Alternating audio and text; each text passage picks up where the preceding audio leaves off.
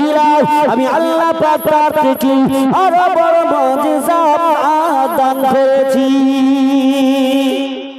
জোরে বলে আর একটু চিল্লে বলে এর থেকে বড় মুজিজা আমি আল্লাহ আপনাকে দিয়েছি। সেই মুজিজাটা কি? সেই মুজিজাটা কি? আহা, কোন নবীর উম্মত আল্লাহ পাক আমাকে আপনাকে করেছে শ্রেষ্ঠ উম্মত, শ্রেষ্ঠ নবীর উম্মত। ও ভাইজানেরা, জানেরা, যুবকেরা, আল্লাহ পাক ডাক দিয়ে বলে ও আমার হাবিবি প্যারা, আমি আল্লাহ পাক জানিয়ে দিলাম, আমি আল্লাহ তাআলা জানিয়ে দিলাম নবী পয়গম্বর যেমন দাউদ আলাইহিস সালাম হাত লাগালে পানি হয়ে যায়। ও আমার হাবিবি প্যারা, আমি আল্লাহ আপনাকে মুজিজা দিয়েছি। আমার হাবিবি প্যারা, আপনি লোহার গায়ে হাত দিলে ওই লোহাটা বলে পানি হয়ে যাবে না, যাবে না, যাবে না। আপনার সম্মানার্থে হাতের মুজিজা আমি আল্লাহ দিয়েছি। আপনার হাত লাগার সাথে সাথে ওই লোহাটা নরম হয়ে যায়, আওয়াজ করে বলা যাবে না। পৃথিবীর নজিরে একটা দেখান না লোহা নরম করার মানুষ আছে? ওলামায়ে কেরাম বসে আছেন, যোগ্যতাপূর্ণ আলেম, আমার টিচার, আমার শিক্ষক, সব যাদের পায়ের ধুলিকে আমি সুরমা মনে করি বসে আছে, জিজ্ঞাসা করবে পৃথিবীর ইতিহাসে এরকম নজির নাই কোরআন হাদিসের তাফসীরে।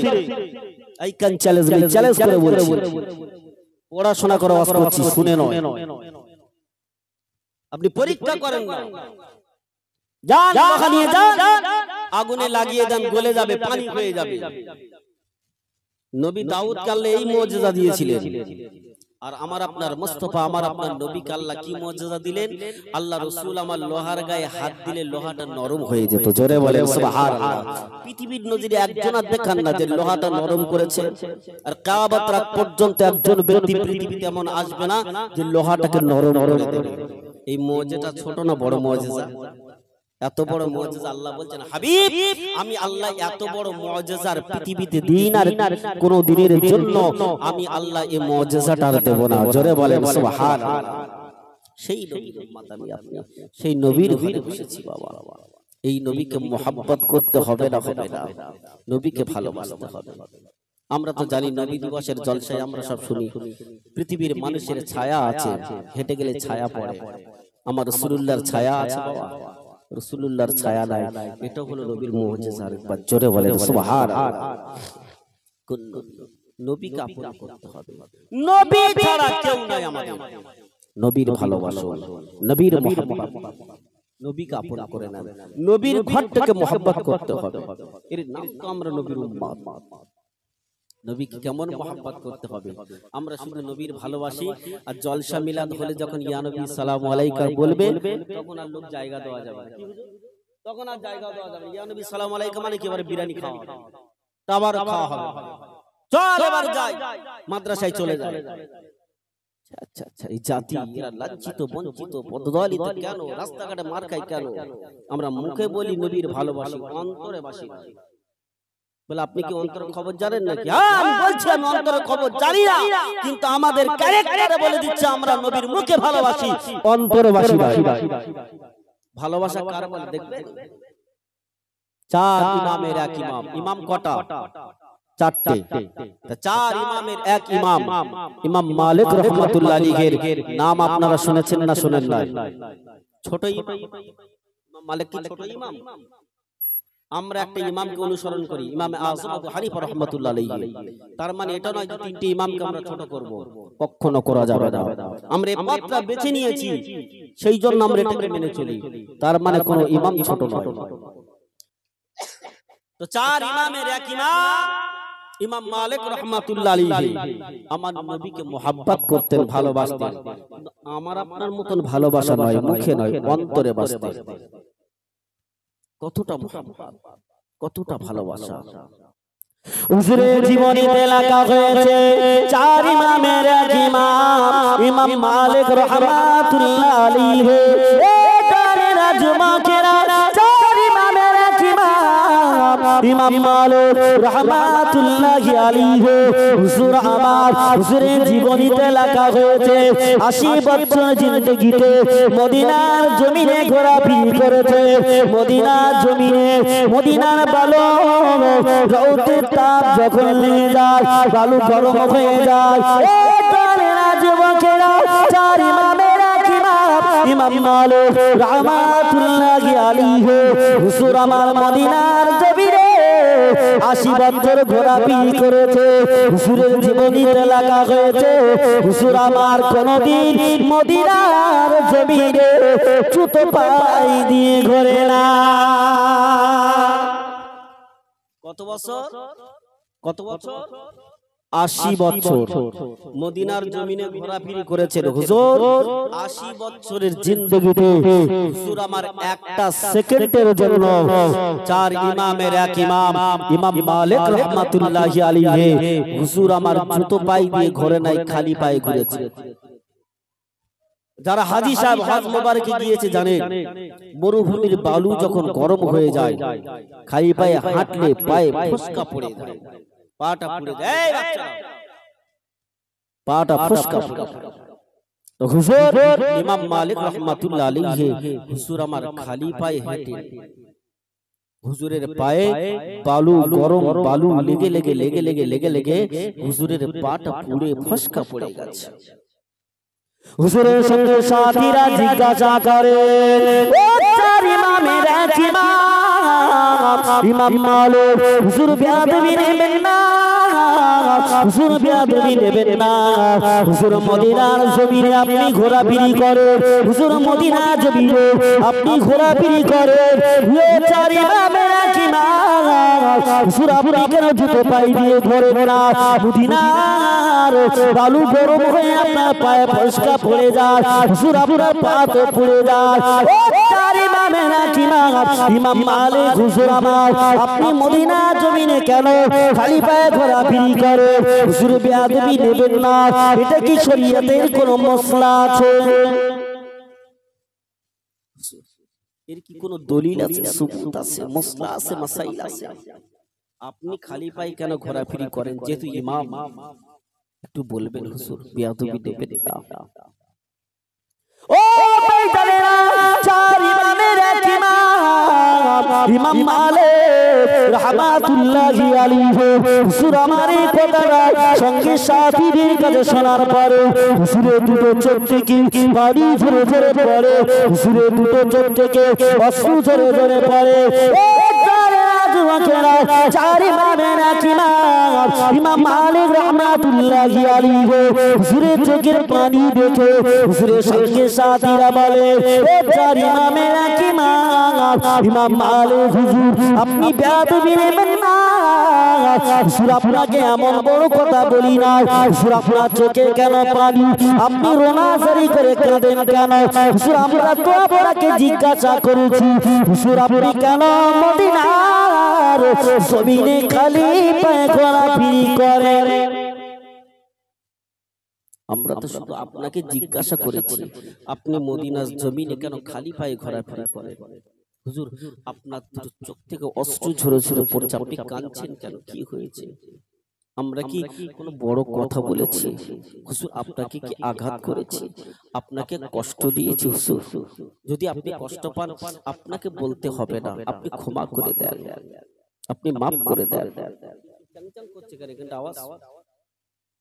ও জানা যুবকেরা, চার ইমামের এক ইমাম ইমাম মালিক রাহমাতুল্লাহি আলাইহি হুজুর আমার কাঁদতে কাঁদতে বলেছিল ও আমার সঙ্গে সাথীরা, ও ভাই সঙ্গে সাথীরা, আমি ইমাম মালিক মদিনার জমিনে কেন খালি পায়ে ঘোরাফেরা করি? আমি ইমাম মালিক মদিনার জমিনে কেন খালি পায়ে ঘোরাফেরা করি? আমি ইমাম মালিক আমার পা পুড়ে পুড়ে ফসকা পড়ে যায়, তাই তোমাদের অনেক কষ্ট হয়। ও আমার সঙ্গে সাথী না, আমি ইমাম মালিক কেন মদিনার জমিনে খালি পায়ে ঘোরাফেরা করি? এটাই তোমাদের মনের ইচ্ছা, এটাই তোমাদের প্রশ্ন। এটাই তো তোমাদের প্রশ্ন, তাই না? আমি ইমাম মালিক কেন খালি পায়ে ঘোরাফেরি করি, এর কি কোনো দলিল সুবুত রয়েছে? শুনতে চাও বাবা? আমি ইমাম মালিক আমি কেন খালি পায়ে ঘোরাফেরি করি, তাহলে একটু শোনো।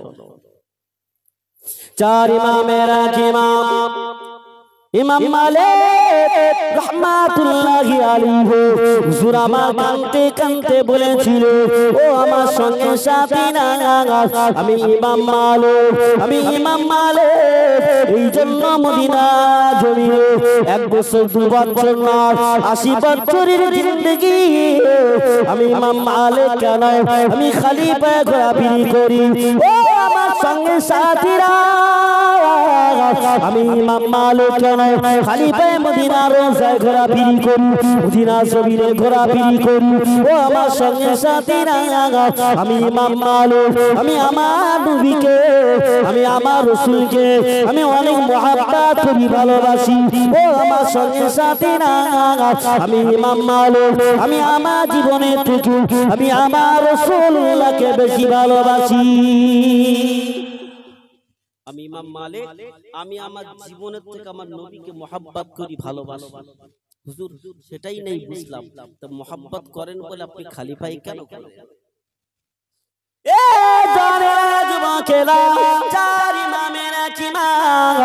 ইমাম মালিক রাহমাতুল্লাহি আলাইহি বলেছিল, আমার সঙ্গে সাথীরা, আমি ইমাম মালিক এই জন্য করে মদিনার জমিনে আমি ইমাম মালিক খালি পায়ে ঘোরাফেরি করি। আমার সঙ্গে সাথীরা, যে নবী মদিনার জমিনে আমার রাসূলুল্লাহ শুয়ে আছে, আমি ইমাম মালিক ওই মদিনার জমিনে কেমন করে জুতো পায়ে দিয়ে ঘোরাফেরি করব?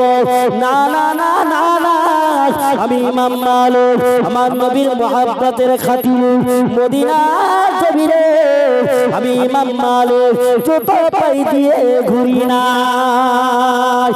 আর তো জোরে বলেন, জানো যে মদিনার জমিন আমার দয়ার নবী শুয়ে আছে, আমি ইমাম মালিক আমার বিবেকে পাতে জুতো পায়ে দিতে আমার বিবেকে পাতে, সেই জন্য করে আমার নবীর মহব্বত নবীর ভালোবাসায় আমি ইমাম মালিক সেই জন্য করে মদিনার জমিনে আমি জুতো পায়ে দিয়ে ঘুরি নাই। জোরে বলেন সুবহানাল্লাহ। এর নাম তো নবীর মহব্বত, এর নাম তো নবীর ভালোবাসা। অত সহজ নয়। বড় হতে গেলে নবীকে মহব্বত করতে হবে, আপন করে নিতে হবে, তবে আপনি বড় হতে পারবেন।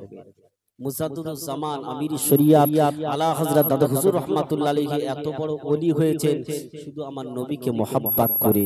খাজা গরিবে নওয়াজ এত বড় আল্লাহর ওলি হয়েছে, আমার নবীর সুন্নাত মেনেছেন, নবীকে মহব্বত করেছে। গাউসে আযম আবু আব্দুল কাদের জিলানী রাহমাতুল্লাহ আলাইহি এত বড় ওলি হয়েছে, আমার নবীকে ভালোবেসে। খাজা গরিবে নওয়াজ বাবা মাইনুদ্দিন চিশতি আজমিরি রাহমাতুল্লাহ আলাইহি আমার নবীকে আপন করেছে, সেই জন্য করে এত বড় ওলি হয়েছে। এমনিতে নয়,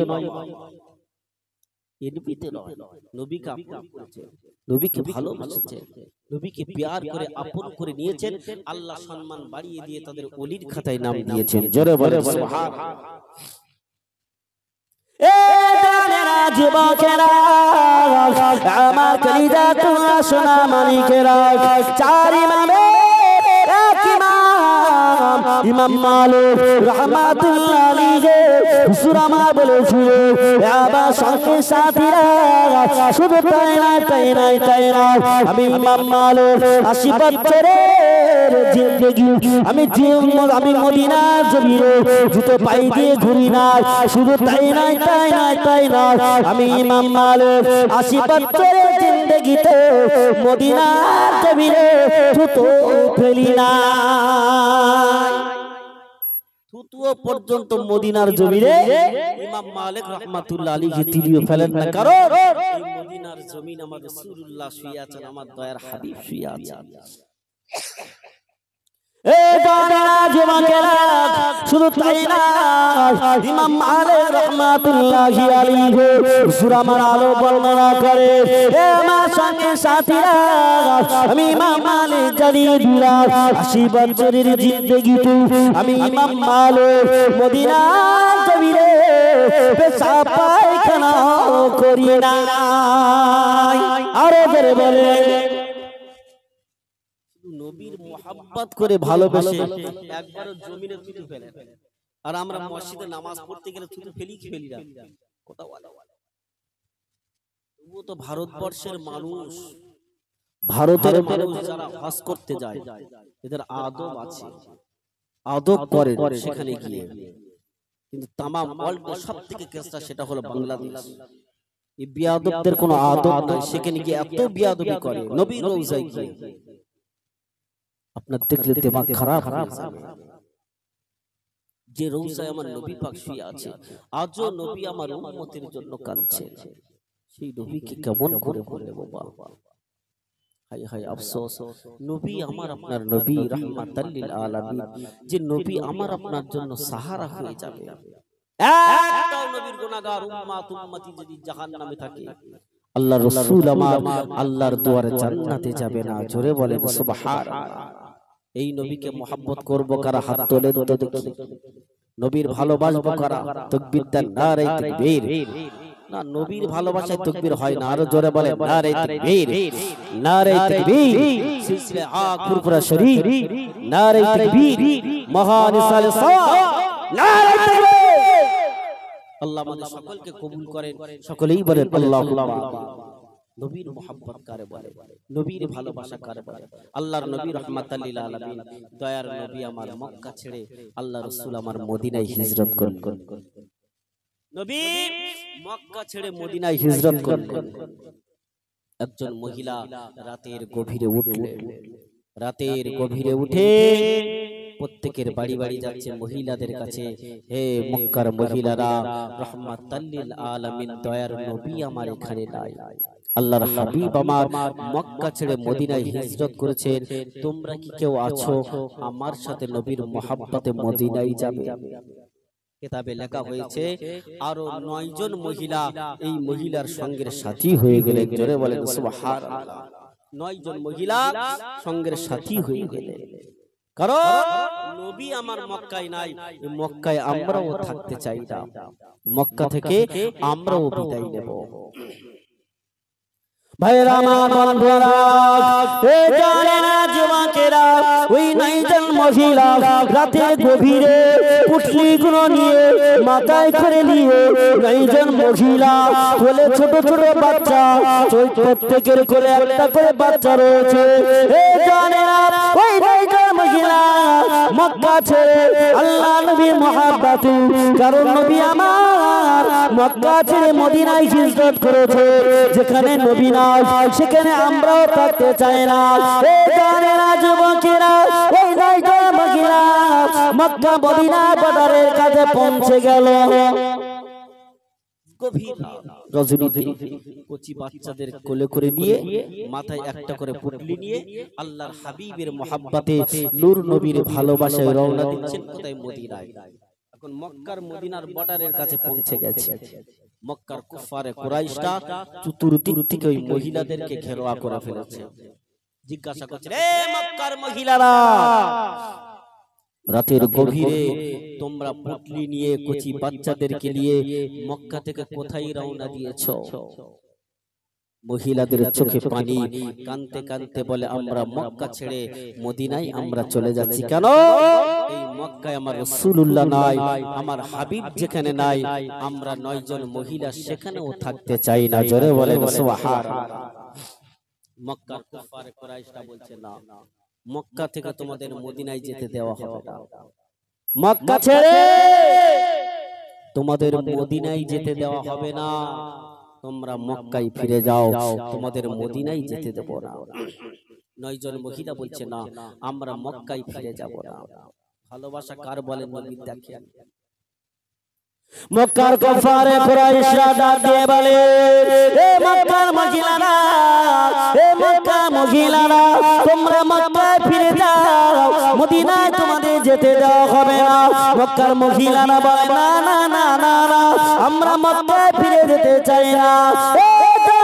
যুবকেরা কলিজা তোমরা, মক্কার কুফারে কুরাইশরা বলে এ মক্কার মহিলারা, যদি তোমরা মক্কায় ফিরে না যাও, যদি তোমরা মদিনায় যাও, তোমাদের কোলের কচি বাচ্চাগুলোকে তোমাদের সামনে জবাই করে দেওয়া হবে। তোমরা যদি মদিনায় যাও, তোমাদের কোলে যে বাচ্চা আছে বাচ্চাগুলোকে কেটে টুকরো টুকরো করে দেব, তোমাদের সামনে জবাই করে দেব, মেরে দেব। যদি তোমরা মক্কায় ফিরে যাও, তোমাদের বাচ্চাদেরকে জীবিত দেব, তোমরাও জীবিত ফিরে যাবে। মক্কার মহিলাদের চোখে পানি, মাথাটা নিচু করে দিবে, মাথাটা নিচু করে দিয়েছে। মক্কার 9 জন মহিলা আল্লাহর নবীর এই হাদিসটা মনে পড়ে গেল। আল্লাহর নবী পাক জবানে জানিয়েছে, লা ইয়ামিনু আহাদুকুম হাত্তা আকুনা হাব্বা ইলাইহি মিন ওয়ালিদিহি ওয়া ওয়ালাদিহি ওয়ান নাসি আজমাইন।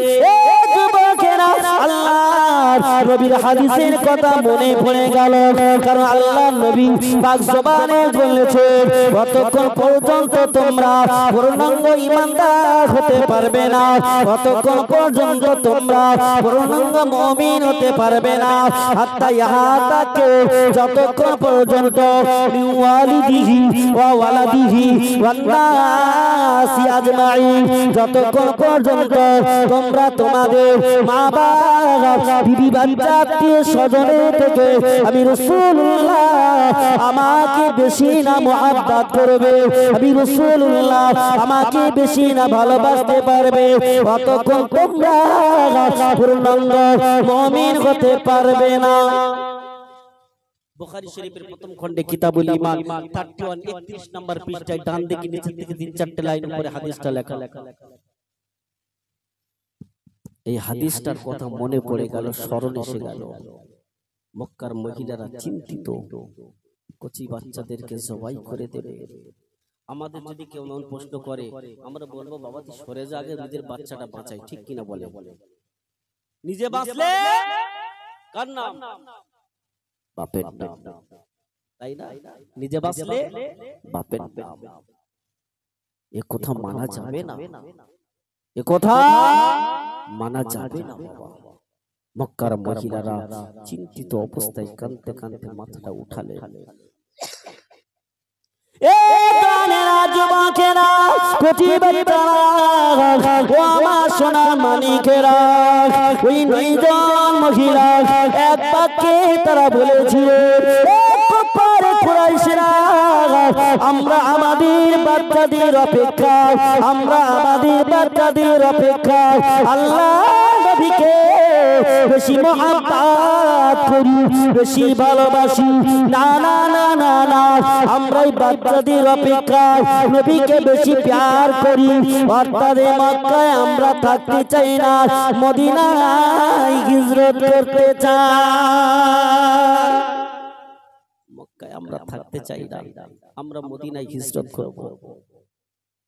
মক্কার কুফার কুরাইশরা আবারও বলছেন, ভেবে চিন্তে বলো, তোমাদের বাচ্চাদেরকে কেড়ে নিয়ে তোমাদের বাচ্চাদেরকে জবাই করে ফেলবো।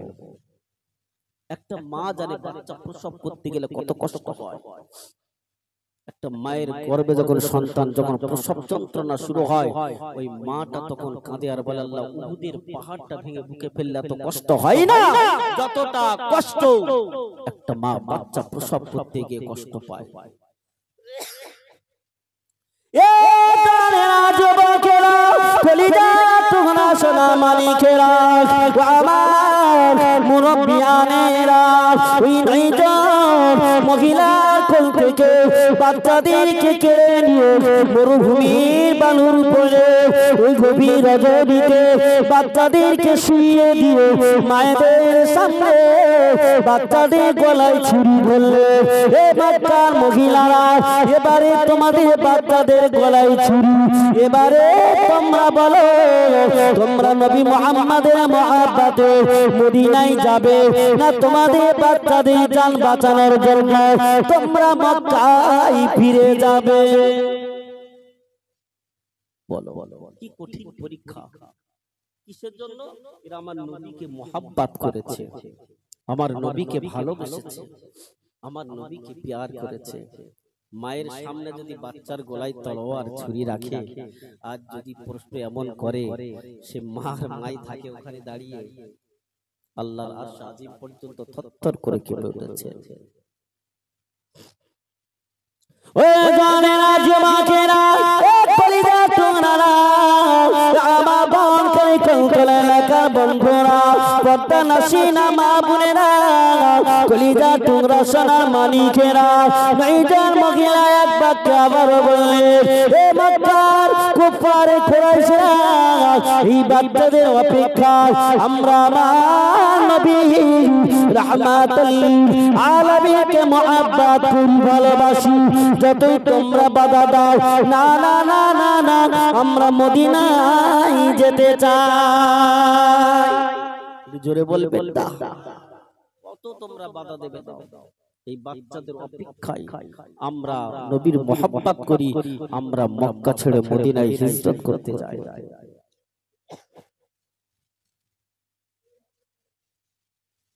এত বড় নিষ্ঠুর ও ভাইজানেরা, ওই মায়েদের সামনে মক্কার কুফার কুরাইশরা মায়েদের সামনে বাচ্চাদের গলায় ছুরি চালিয়ে দিয়েছে, বাচ্চাদেরকে জবাই করে দিয়েছে। ওই নয়জন বাচ্চা গলায় তলোয়ার খানা চালিয়ে দিয়েছে। ওই বাচ্চাদের জবাই করা রক্ত মায়েদের শরীরটা ভিজে যায়। এ জানেরা যুবকেরা কলেজা তোমরা মায়েরা একবার চিৎকার মেরে কেঁদে উঠলেন, আল্লাহ আল্লাহ এর বিচারটা আপনার কাছে দিলাম। মায়েদের সামনে বাচ্চাদেরকে জবাই করে ফেলেছে, গলায় তলোয়ার খানা চালিয়ে দিয়েছে। ওই খুন, ওই বাচ্চাদের রক্ত ঠিকরে এসে মায়েদের শরীরটা ভেজে গিয়েছে, মায়েদের শরীরটা ভেজে গিয়েছে। মায়েরা ছোট বাচ্চাদেরকে কোলে জবাই করা অবস্থায় মায়েদের কোলে তুলে দিলেন, কপালে চুমা দিলেন। হায় রে বাচ্চারা, আমরা মা হয়ে তোদের থেকে আমার নবীকে মোহাব্বত করি, আমরা তোদের থেকে আমার নবীকে ভালোবাসি, সেই জন্য করে এই মায়েদের সামনে তোদের জবাই হতে হয়েছে। এ জানেরা যুবকেরা ওই নয়জন মহিলা বাচ্চাদেরকে কোলে তুলে নিয়ে কাঁদে, আল্লাহ ও রব্বুল আলামিন, আল্লাহ আল্লাহ পাক ইন্নাল্লাহা আলিমুম বিযাতিস সুদূর, আল্লাহ সকলের অন্তরের খবর আপনি জানেন, সকলের অন্তরের খবর আপনি রাখেন। ও রব্বুল আলামিন, আল্লাহ আল্লাহ পাক আল্লাহ তাআলা আপনার নবীর মুহাব্বতের জন্য, আপনার হাবিবের ভালোবাসার জন্য আমাদের সামনে বাচ্চাদের জবাই করে দিয়েছে।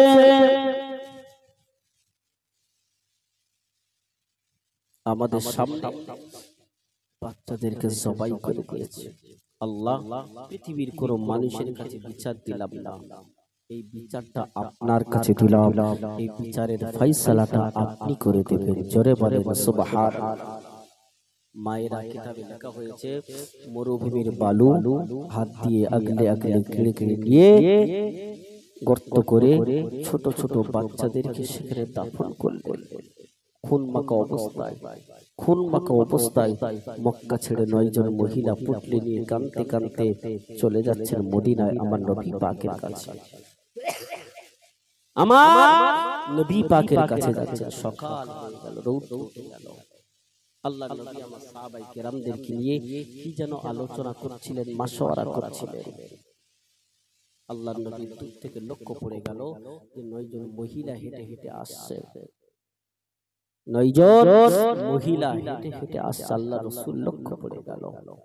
আল্লাহ নবী আমার সাহাবাদেরকে ইশারা করলেন, সাহাবায়ে কেরামেরা তারা সব সরে গেলেন।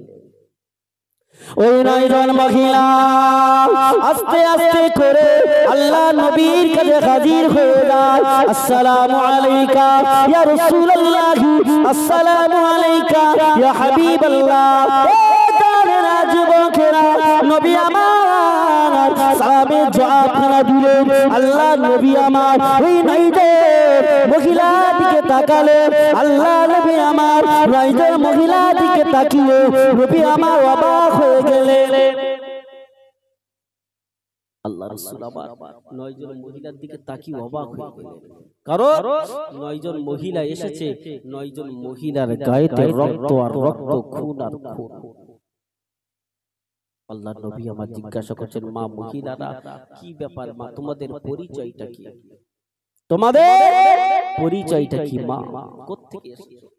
ইয়া রাসূলুল্লাহ, আমরা মক্কা থেকে এসেছি, রাতের বেলায় বেরিয়েছি।